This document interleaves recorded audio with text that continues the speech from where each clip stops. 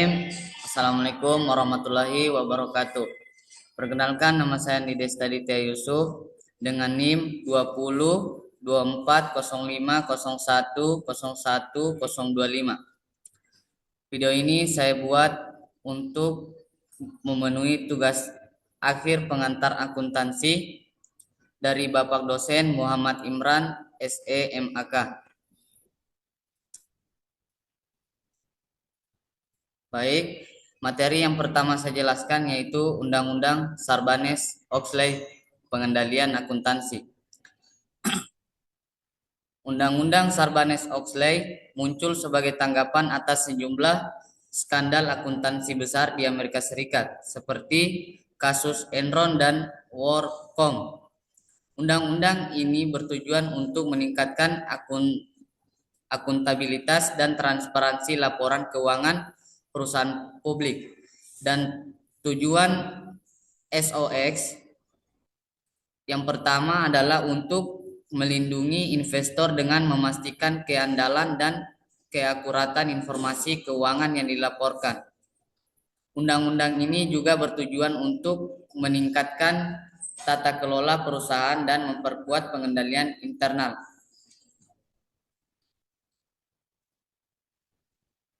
Selanjutnya materi kedua yaitu akuntansi piutang. Piutang adalah hak perusahaan untuk menerima pembayaran dari pelangganan atas barang atau jasa yang telah diberikan. Pencatatan piutang dicatat sebagai aset lancar dalam neraca dan didebit ketika terjadi penjualan kredit. 3. Pengelolaan piutang penting untuk menjaga arus kas dan meminimalkan kerugian kredit. Ini melibatkan proses penagihan estimasi kerugian kredit dan pelacakan piutang. Selanjutnya, akuntansi aset tetap. Aset tetap adalah aset berwujud yang dimiliki perusahaan dan digunakan untuk menghasilkan pendapatan selama lebih dari satu periode akuntansi. Contohnya seperti meliputi tanah, bangunan, mesin, peralatan, dan kendaraan. Depresiasi adalah proses alokasi biaya aset tetap selama masa manfaatnya. Biaya depresiasi dicatat sebagai biaya dalam laporan laba rugi. Selanjutnya akuntansi aset tetap, aset tak terwujud. Aset tak terwujud adalah aset tidak berwujud yang dimiliki perusahaan dan memberikan manfaat ekonomi di masa mendatang. Contohnya meliputi hak paten, hak cipta, merek dagang, dan goodwill. Amortisasi. Amortisasi adalah proses alokasi biaya aset tak terwujud selama masa manfaatnya.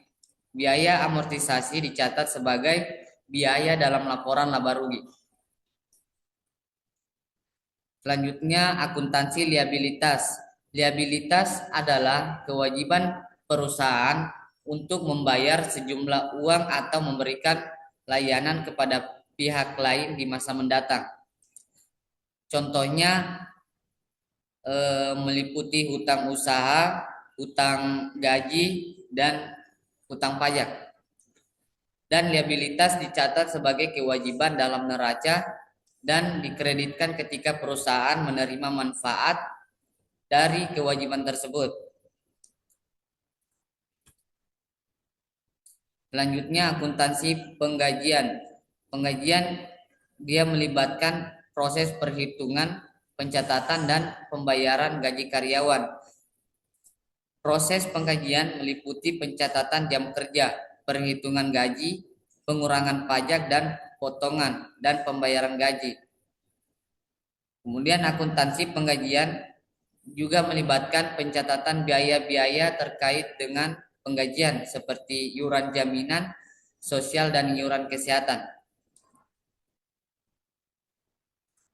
Dan yang terakhir, akuntansi untuk persekutuan. Yang pertama bentuk usaha, dan kedua perjanjian pembagian keuntungan, dan pembukuan. Akuntansi untuk persekutuan melibatkan pencatatan transaksi keuangan dan bagian keuntungan atau kerugian antara para mitra. Perjanjian persekutuan menentukan aturan pembagian keuntungan atau kerugian serta hak dan kewajiban masing-masing mitra. Kesimpulannya, melalui presentasi ini kita telah membahas beberapa topik penting dalam akuntansi, mulai dari Undang-Undang Sarbanes-Oxley hingga akuntansi untuk persekutuan. Pemahaman yang baik tentang konsep-konsep akuntansi ini akan membantu mahasiswa akuntansi dan profesional untuk menavigasi dunia bisnis dengan lebih percaya diri. Tetaplah bersemangat dalam mempelajari akuntansi dan jangan ragu untuk mencari informasi lebih lanjut. Sekian dari presentasi saya. Assalamualaikum warahmatullahi wabarakatuh.